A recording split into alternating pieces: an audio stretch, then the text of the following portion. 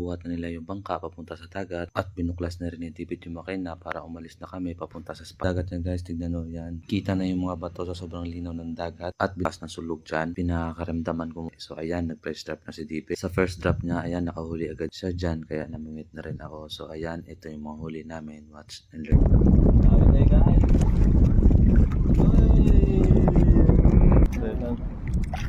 Uy, timbungan guys. Alright.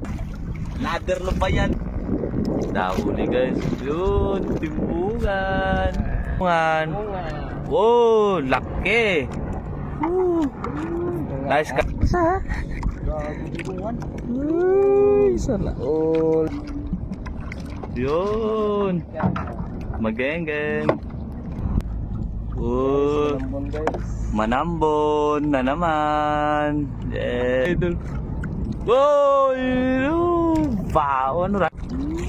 Yeah! Timbungan. Ayun! Ano kaya yan? Wow! Ano yan? Oh, misugo na naman. Ano yan? Yung timbungan. Napakaya. Viral doon. Dawarang pero dami nyo ano? Oh, double kill. Pato. Uy, nambon. Yan, lucky guys. Woo! Yan. Okay. Double kill. So ito na lahat yung mahuli namin mga idol. Kahit late kami dyan at baskog sulo, nakahabol pa rin sa spot namin kasi sobrang gutom na namin mga idol. At binilikan namin yung lugar kung saan kami una nag-iyaw-iyaw kasi mag-iiyaw kami ulit doon. At ayan, nandito na kami ulit sa spot namin. Pagkadungka ng bangka namin dyan mga idol, naghanap agad kami ng kahoy kasi sa sobrang gutom na namin. At yan, naghanap agad kami ni David. So ayan yung mga kahoy guys. At si Riddle the Great may gustong kunin na bonsai. So ayan, may sinabi kami sa kanya. Pakinggan nyo. Hindi magbuhol ka no dyan Tog. Hindi magbuhol ka na dyan. Kasi balik bato bla. Guys, sinisihan na ulit ni David.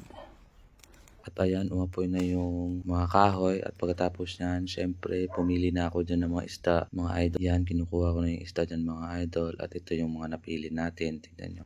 Hello guys, yan na yung napili namin guys.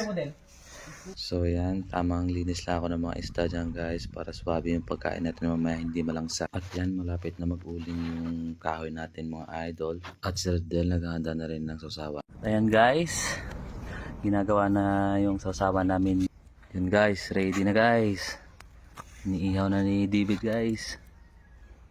Yan, let's go. Mapapasarap na naman kami nito. At ayan, tapos na yung pag-ihaw namin guys. So tara, kain na tayo. Let's go!